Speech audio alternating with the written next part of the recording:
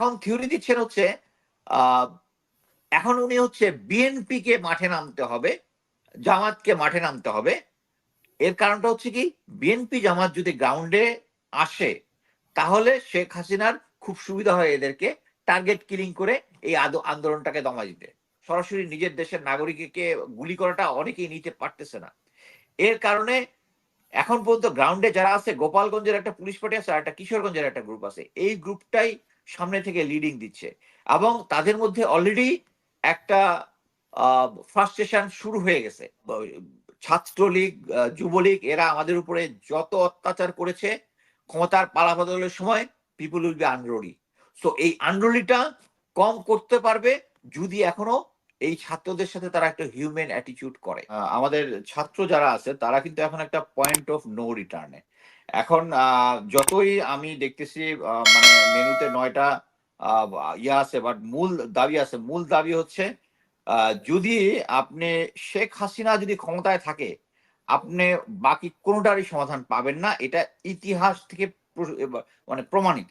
আপনি একটা জিনিস দেখেন, আমি এর আগের ইয়াতেও বলেছি যে এখন যদি এই স্বৈরাচারকে আহ ইয়া করার জন্য, স্বৈরাচারকে নামানোর জন্য যদি আমরা 200, 300, 400, 500 মানে লাইফ দিয়ে থাকি, আমরা যদি আরো 1000 লাইফও দেই, it will be cheap then next 10 to 15 years.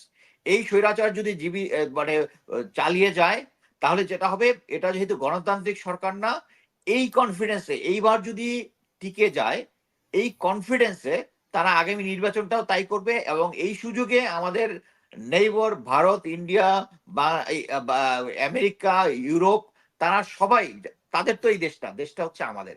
So তারা তাদের যে তাদের যে ভাগটা, তাদের যে জিনিসটা আছে এবং শেখ হাসিনা ক্ষমতায় থাকার জন্য যা ইচ্ছে তাই দিয়ে দিবে, সবই দিয়ে দিবে। সো এটা হচ্ছে বাংলাদেশের জনগণের জন্য এবং বাংলাদেশ আমাদের জন্য একটা পয়েন্ট অফ নো রিটার্ন এবং এক দফা এক দাবি। শেখ হাসিনা যদি থাকে বাকি কোনো কিছু এই দেশ কিভাবে চলবে না। একটা জিনিস আমি যেহেতু বর্তমানে রাজনীতিটা ফলো করি, প্লাস হচ্ছে আমার আমেরিকায় এখানে কিছু সাংবাদিক আছে এবং যারা সরকারি সাংবাদিক, এদেরকে আমি ফলো করি, যে এদের বিবৃতি থেকে আপনি অ্যাকচুয়ালি সরকার কি চায় এটা জানতে পারবেন। আমেরিকা একজন সাংবাদিক আছে, আমাকে উনি অ্যাকচুয়ালি ডিজিএফআই এর পক্ষে রিক্রুট করতে চেয়েছিলেন এক সময়, আমি নাম বলতেছি না। গত নির্বাচনের সময় তারা বিভিন্ন উনি স্টোরি বলছেন যে ডিজিএফআই এতজন লোককে হোটেলে নিয়ে রাখছে, তাদেরকে প্রেশার দিতেছে, তাদেরকে আওয়ামী লীগে জয়েন করে ফেলছে, ব্লা ব্লা ব্লা। এখন তার নতুন মানে নির্বাচনের পর একদিন কিন্তু চুপ ছিলেন, হঠাৎ করে এই সিচুয়েশনে আবার উনি উনি আবার গ্রাউন্ডে এসছেন। এখন থিওরি দিচ্ছেন হচ্ছে আহ এখন উনি হচ্ছে বিএনপি কে মাঠে নামতে হবে, জামাতকে মাঠে নামতে হবে। এর কারণটা হচ্ছে কি, বিএনপি জামাত যদি গ্রাউন্ডে আসে তাহলে শেখ হাসিনার খুব সুবিধা হয় এদেরকে টার্গেট কিলিং করে এই আন্দোলনটাকে দমা দিতে। এবং এট দ্য সেম টাইম উনি আরেকটা বুদ্ধি দিলেন, বুদ্ধিটা হচ্ছে যে এই সিচুয়েশন যদি আওয়ামী লীগ যদি থাকতো কি করতো, আওয়ামী লীগ করতো কি, বিদেশে নাকি যত এম্বাসি আছে সবগুলো বন্ধ করে দিত। আরে ভাই, বাংলাদেশের আইন শৃঙ্খলা পরিস্থিতি আর এই বিদেশের আইন শৃঙ্খলা, এখানে আমেরিকার একটা যদি আমি যদি এম্বাসিকে থামাইতে যাই, আমাকে পুলিশে নিয়ে জানা আছে পুরো পার্টিকে নিয়ে পুলিশে জেলে ভরে দিবে। দিস মানে ফানি থিং, বাট কথা হচ্ছে এই জিনিসগুলো তারা এই এই এই এই লেসপেন্সার পার্টি যারা আছে তারা এইভাবেই প্রচার করে যে এখন যদি বিএনপি কে ব্যানার নিয়ে সামনে চলে আসে তাহলে তারা আরো শক্তি প্রয়োগ করবে। বাট তারা একটা জিনিস বুঝতেছে না যে অলরেডি আমাদের যে সন্তানরা যা আছে, ছাত্ররা আছে, যেটা 2018 যে কোটা আন্দোলন ছিল, এটার নেতৃত্বের মধ্যে একটা স্যাবোটাজ তারা করেছিল। বাট এই এই যুগের যারা আছে তাদের কিন্তু সেবারাজ করতে পারতেছে। এখন পর্যন্ত কোনো একটা ছেলেকে ধরে নিয়ে গেছে, নিয়ে কিন্তু দল পাল্টাতে পারে নাই।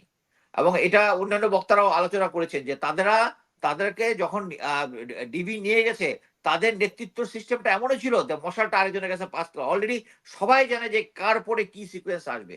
সো এরকম একটা সিচুয়েশনে প্লাস আমি আন্তর্জাতিক যে যে অন্যান্য দেশ যারা আমাদের প্রতি ইন্টারেস্ট রাখে, যেমন ইন্ডিয়া বা আমেরিকা, সবাইকে আমি অনুরোধ করবো, এবং তারা অলরেডি আমেরিকা কতগুলো বিবৃতিও দিয়েছে।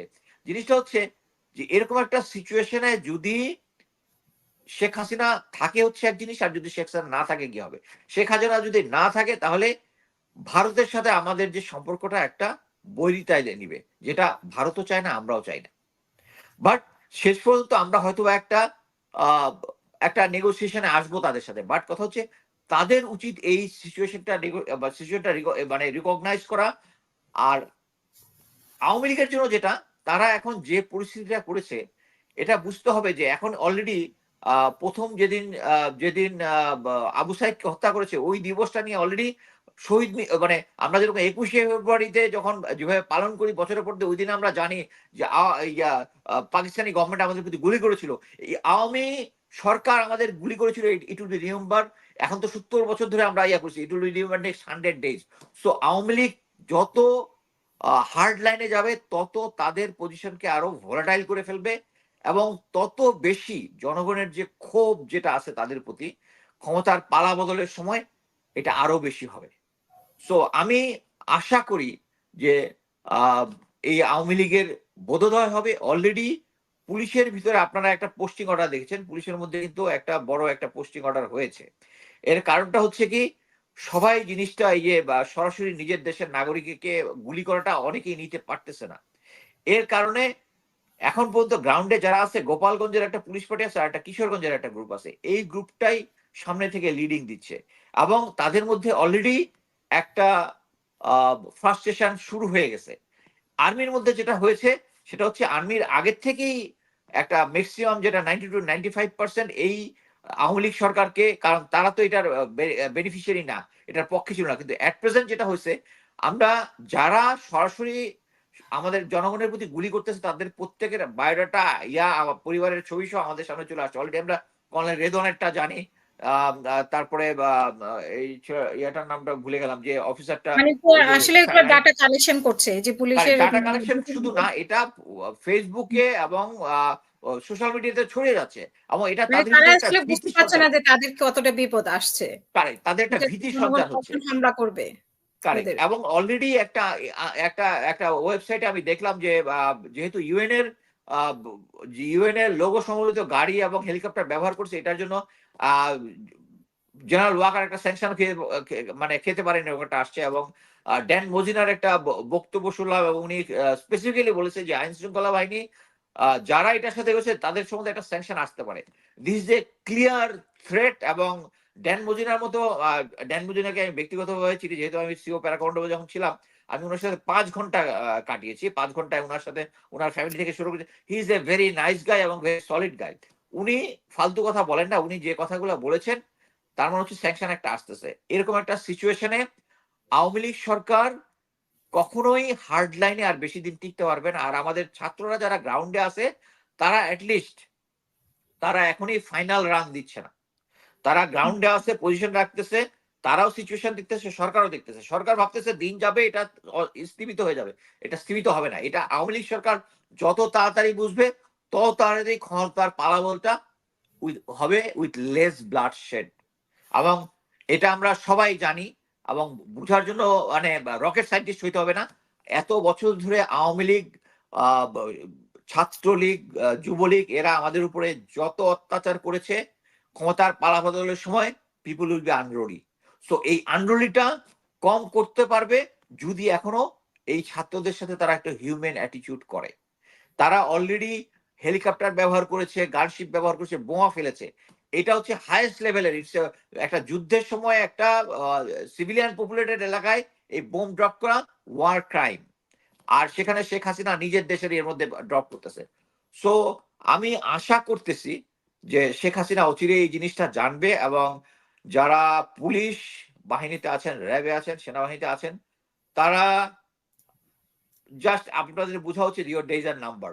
এবং এই ছাত্ররা এই মাঠ এই শেখ হাসিনার পতন ছাড়া ছাড়বে না। এরকম একটা সিচুয়েশনে যত দিন যাবে তত পালাবদলটা ব্লাডশেড, এই ব্লাডশেড কমানোর জন্য শেখ হাসিনার অথবা সেনাবাহিনীর যে কোনো একটা অংশকে আমি বলবো, যে সেনাবাহিনীকে, আমি জানি না যে ওয়াকার কি করবে, বাট তাদের উচিত এখন বন্দুকের নলটা ঘুরিয়ে দেওয়া। এবং এটা ইতিহাসের পৃথিবীর বিভিন্ন দেশে হয়েছে। এতে যেটা হবে ব্লাডশেড কম হবে, মানুষের মৃত্যুটাকে যে এই কাজটা করবে মেজর ডালিমের মতো যে কাজটা করবে, আমি মেজর ডালিমকে কখনোই আমি হত্যাকাণ্ডের পক্ষে না, কিন্তু আমি পরে হিসাব করে এখন দেখি যে বাকশাল তৈরির পরে শেখ মুজিব যেরকম একটা গুম খুনের ইয়াটা প্রথম শুরু করেছিল সিরাজ শিকদারের কে হত্যার পরে ইয়াতে তিনি সংসদে দাঁড়িয়ে বলেছেন কোথায় এখন সিরাজ শিকদার। দ্যাট মিনস উনি নিজেও ডিক্টেটর ছিলেন, এবং উনি যদি বেঁচে থাকতেন আজকে, উনার মেয়ে তো তাকে আজকে ছাড়িয়ে গেছে, তাহলে আমরা আরো অন্য একটা সিচুয়েশন দেখতাম। এই সিচুয়েশন না থাকার জন্য বাংলাদেশের জনগণ এখন জানে যে শেখ হাসিনা তার বাপকে ছাড়িয়ে গেছে, এবং তার পতন ছাড়া বাংলাদেশে কোনো কিছু হবে না।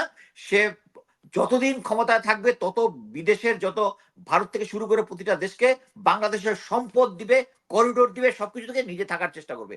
সো বাংলাদেশের জনগণ এটা মানবে না, ছাত্ররা এটা মানছে না, এবং জনগণের তাদের সাথে আছে।